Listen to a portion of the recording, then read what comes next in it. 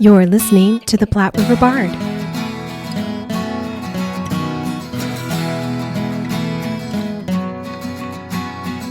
Hello, and welcome to the Platte River Bard. This is Chris Berger. And I'm Sherry Berger. And today we are here with several folks from the 2022 Omaha Fringe Festival. We are here with Tamar Neumann, who is the executive director. And Lara Marsh, who is the managing director.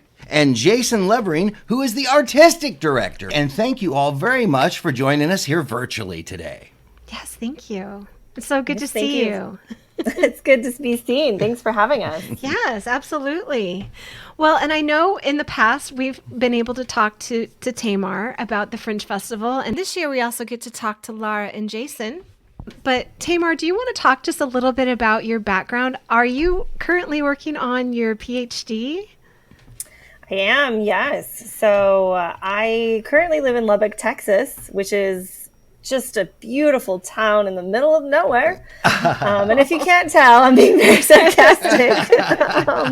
But I am 1 year into my PhD in interdisciplinary studies with my home discipline being theater. Right. But I still have a lot of ties to Omaha, one of those being the Omaha Fringe Festival.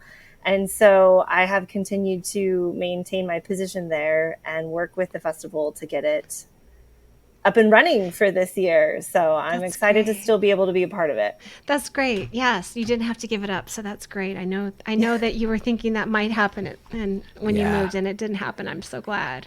I guess we can thank COVID for that. I don't know. It taught us that we can do anything from anywhere at this point. That's true. That's true.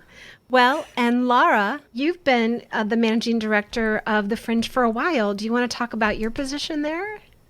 Yes. So the first year I volunteered for Tamar, just wanting to be involved and help out in any way I could. And after that first year, I said I would want to still be involved. And she said, I would love that too. And so we went from there on the appropriate position. And so I kind of feel like I'm, even though I'm half a season behind Tamar, I feel like I've been part of it the whole time and have just been going like gangbusters ever since. And really privileged and honored that she wanted me aboard in the first place. And that I can, even through COVID, keep being a part of it. So, yeah.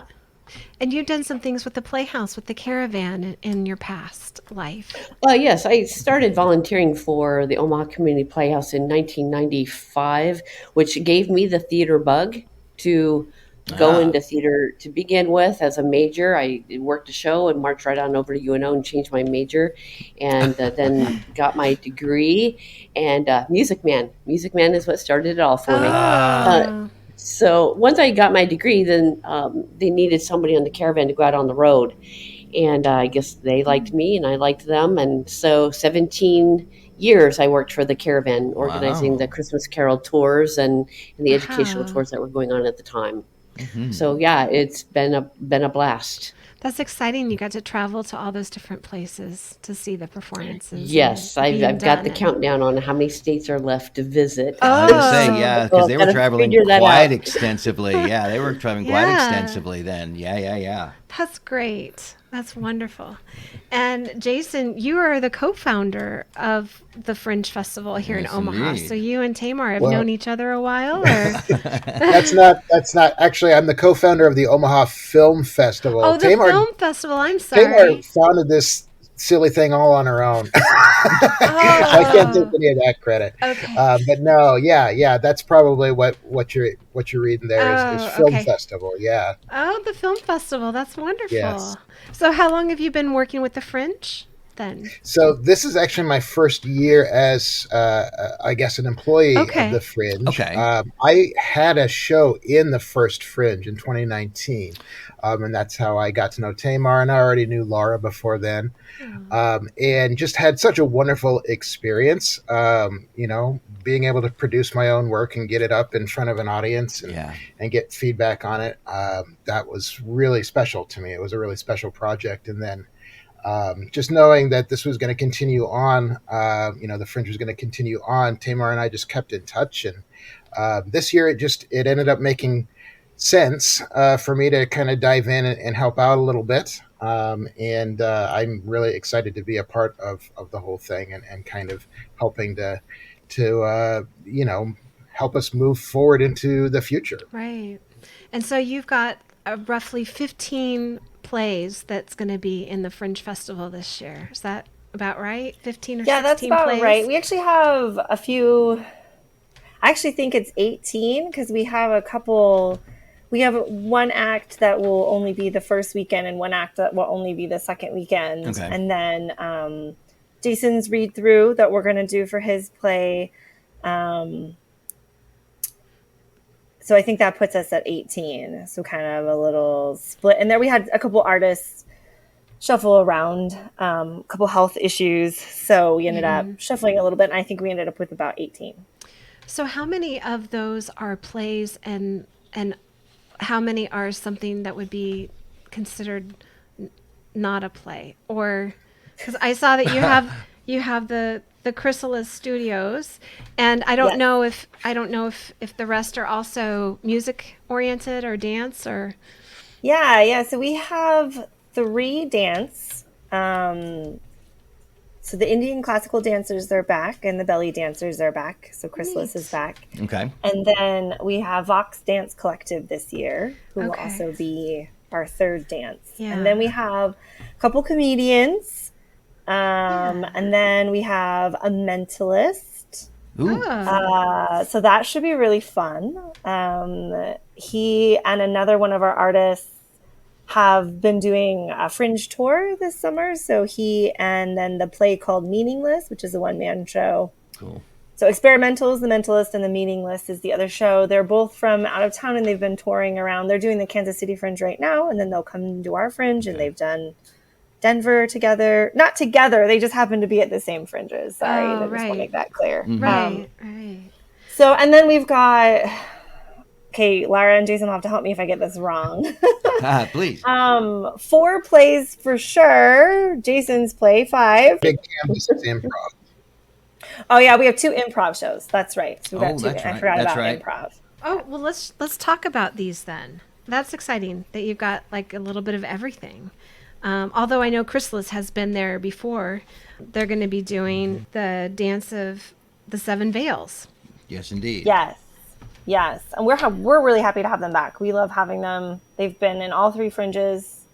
They always do a great job. So we're excited to have them back again this year. Well, and speaking of one of the plays, Jason, you said you had a play in the Fringe again this year, and you said it was going to be a little bit of a different, like a stage reading or something? It's called a stage reading? Yeah, so what I'm doing, I'm actually still in the process of writing it, and I'll probably only have maybe the first act of it done. Okay. It's my first commissioned work, so I'm actually getting paid to write this play, so that's new for me. But the idea behind what I'm going to be doing is just to read through some of it with some really talented actors and invite the audience to kind of interact with us and speak to us about what makes sense, what missed, what needs a little bit more work, what needs to be expanded, and just kind of help with some of the future writing of the play to kind of tighten it up and make it better. So I'm really looking forward to it. I've never done anything like this before. I've kind of heard about them being done, so I'm pretty excited to workshop my piece there. Well, and Lara is directing Nicholas Jansen's play this year, so she gets to have a little bit of 2 hats as well. And it's called On the Line. On the Line, yes. Correct, by Nicholas A. Jansen. Jansen and I go back to grad school. I left the Playhouse and Caravan to go to grad school, get my directing degree, and that's where Nicholas and I met. And he got into Fringe, and so he called me right away, asked me to direct. And I had already told Tamar I wasn't sure if I wanted to be solely administrative. I haven't directed in 2.5 years, and I was really missing the creative part of me to do something. So it just worked out, and we started rehearsals this week. It's a 2-man show, and I'm really excited about it. And I feel really lucky that Tamar has been able to structure this so people like Jason and I can fulfill creativity in addition to administrative and making it all work. So I'm very excited. I'm very excited to work on Nicholas's show. That's very cool. Yeah, that is nice. Yeah, you gotta. Administration's good. It's nice to have good administrators, but you also want to do some stuff too. You got to get in there. And you've got another play that's coming up that you decided to do called Onesided by Benjamin Stanford.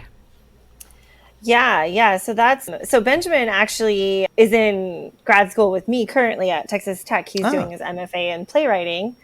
And as I was recruiting anybody and everybody who wanted to apply for my festival. So he was brave enough to give it a shot. So I'm really excited to have his work. Playwright from Utah, obviously currently in Lubbock. And then Kyla Calloway and Jared Chernishak. Since Ben is an out-of-town playwright, he wanted to find some local actors and directors to do his play. So they're directing it and they cast it locally. And so I'm really excited to see kind of what they've put together. And see what they've done with his piece. And then another one called Become Paradise from Hello There Theater Company. Is that a play? So this one's by Tim Mantle. And Lara, you might be able to chime in a little bit. I don't know Tim as well as you do, I think. Yeah, right. Well, I mean, I know nothing about his play, but Timothy is the quintessential person you want on any project. His attention to detail. He's a stupendous actor, one of the best in Omaha. And so knowing his background and his work ethic, I have a feeling this play is really going to hit it out of the park. If I know Timothy, he's going to make sure that thing is one of the ones that people want to keep coming back to. So I'm excited to see it. Cool. Yeah, me too. I know that I don't think he's actually acting in it, though. I could be wrong. He wrote it. So I'm excited to see like what he can do as a writer because he is so talented in other areas. So. And another one called Here to See the World by Beth McLaughlin. Yeah, that's one of our other out-of-town artists, but has Nebraska roots. Her family is from a farming community in Nebraska. She's currently in California. So I'm excited to have her come back. It's a story about her mom and how her mom is her hero. And it is also a show that has been toured at other fringes. So I'm excited to see what she's put together. So how did you decide on these plays? Yeah, so the way that the fringe works, and actually the way that most fringes work is by lottery. So when you apply to a fringe festival, you may not get in, but it's not because the festival is being curated; it's because of the luck of the draw. That's right. Yeah. And so that's the way that our fringe works. If we have 50 people who want to get in, and we only have 18 spots, we draw 18, and then we draw a waiting list of about 10.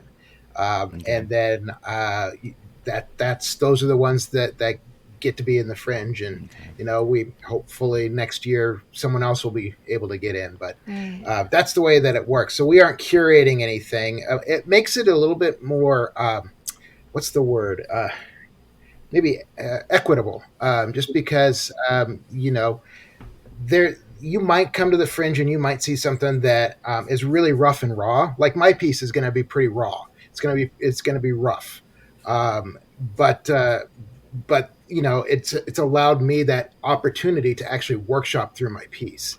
And then you might see something else at the fringe that is really just blows the doors off and is wonderful. And other theaters want to pick it up and take it and do things with it. So it just allows everyone from all walks of life the opportunity without us curating it. And you can get stuff through any and all sort of stages of development. Like you said, yours is you're still in the process of writing it, and you're going to put together about an act's worth. You said like maybe the first act's worth of stuff.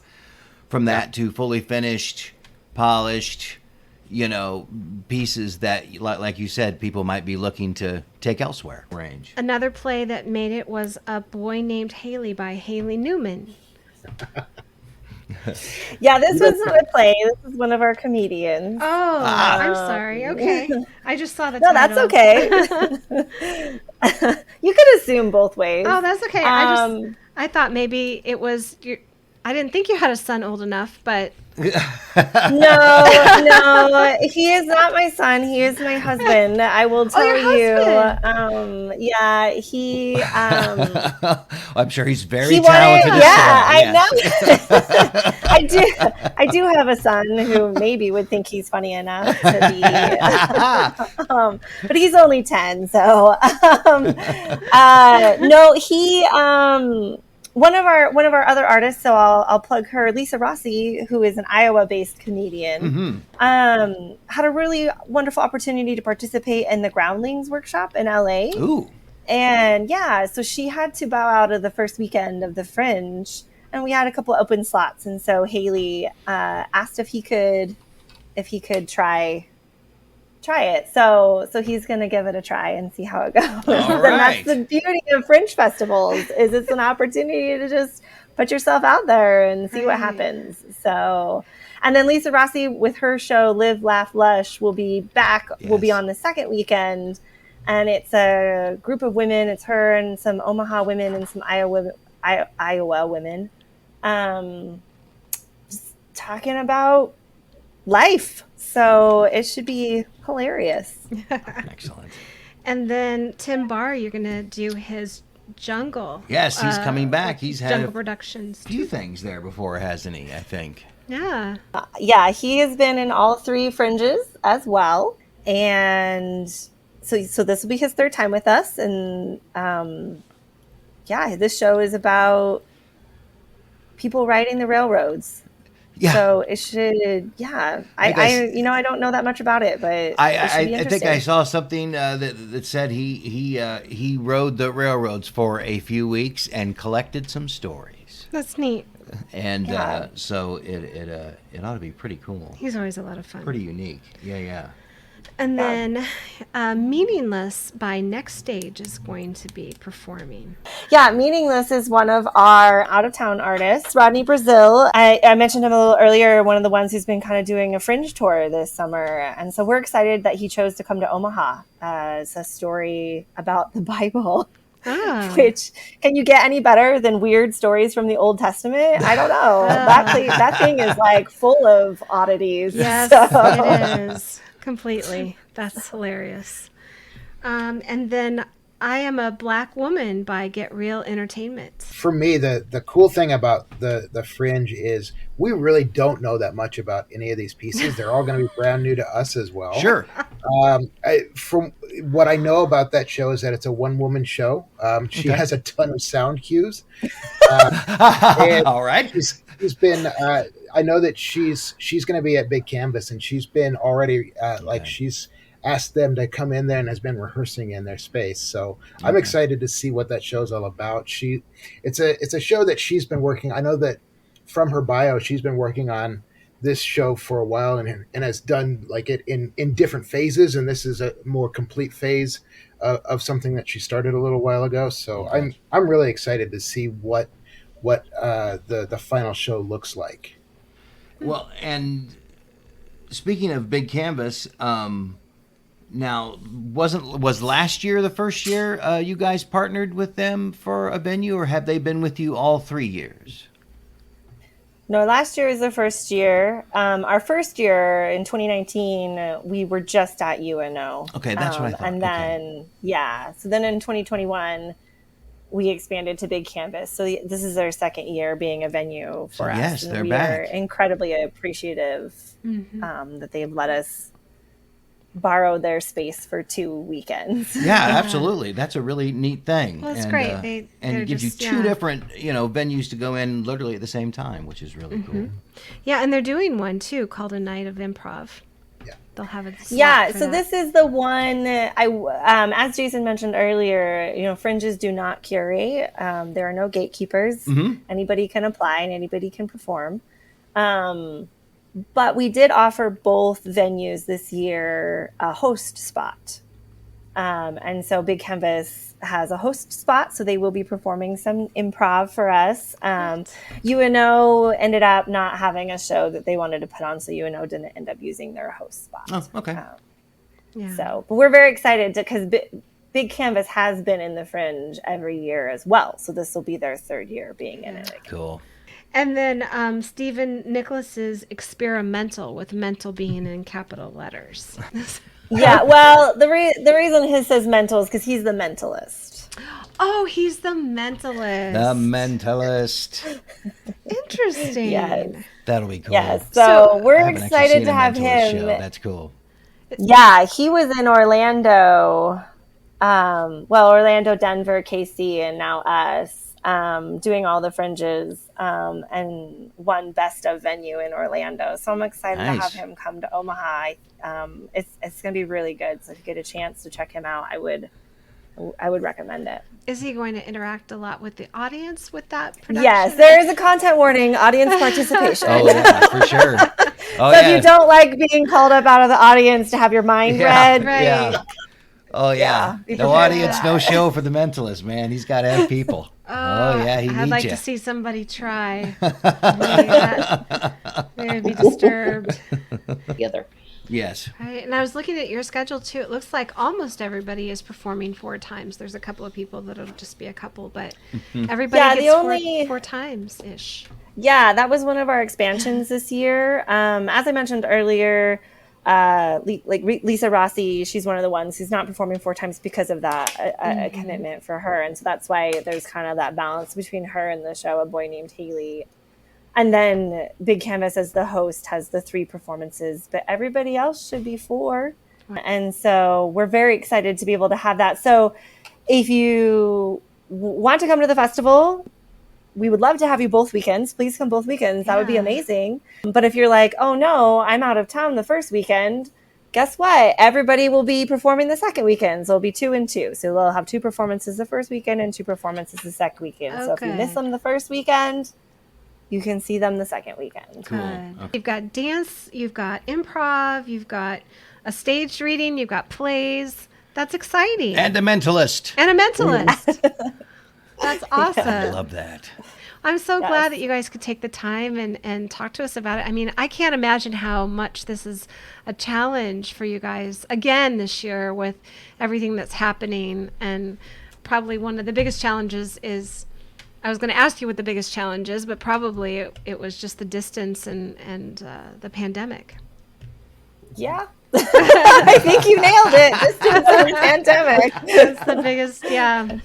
Yeah, I want to say Fair to that question, I think that we've all been a little burnt out and tired, and getting people excited to do this again has also been a little bit of a challenge. And so what I really want to emphasize is I just want to say thank you to all of the artists and all of the volunteers and our tech staff who have just been so wonderful and amazing. And really, this festival can't happen without the artists. And so we're just really grateful that they are willing to come together and show us what they have and do something amazing and create this festival of new pieces and bring them to Omaha. Yeah. So.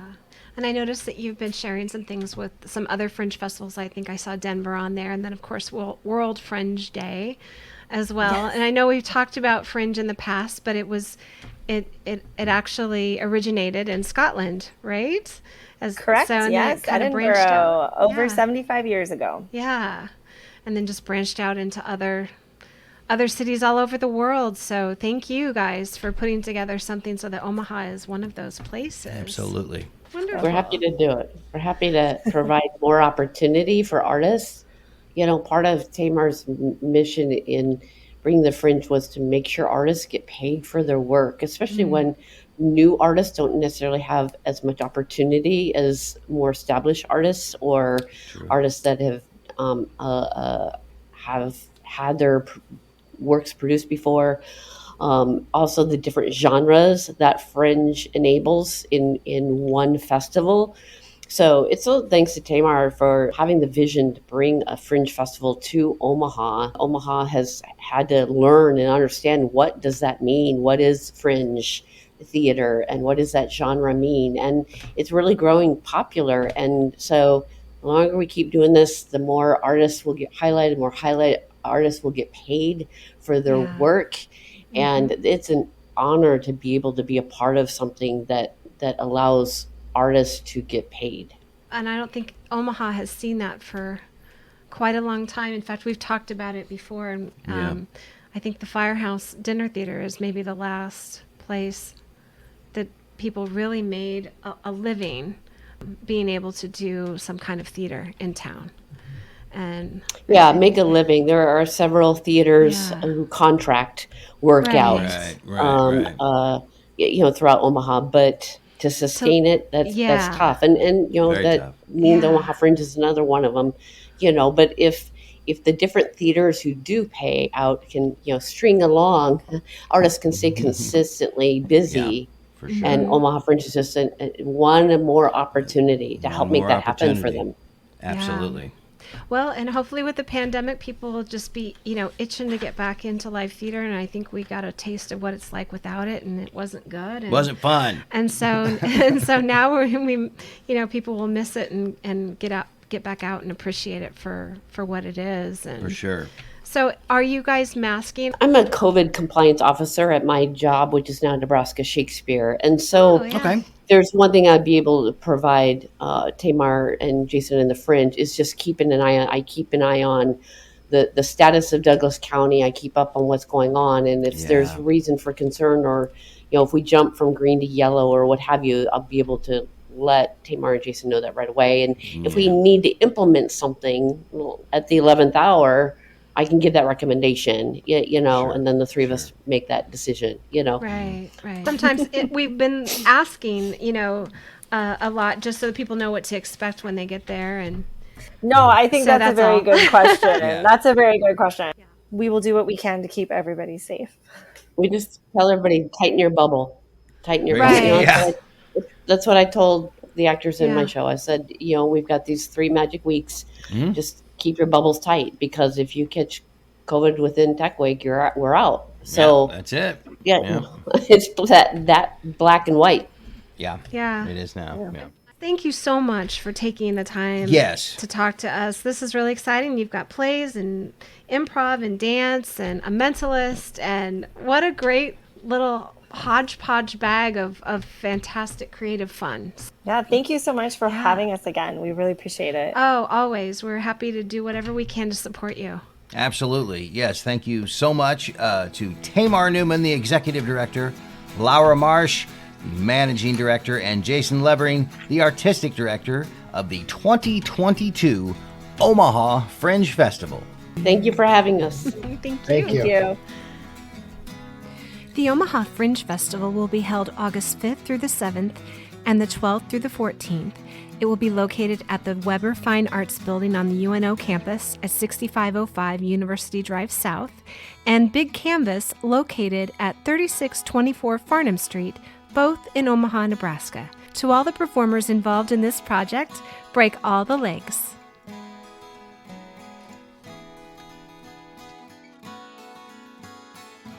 Thank you for listening and supporting the arts in the Platte River area and beyond.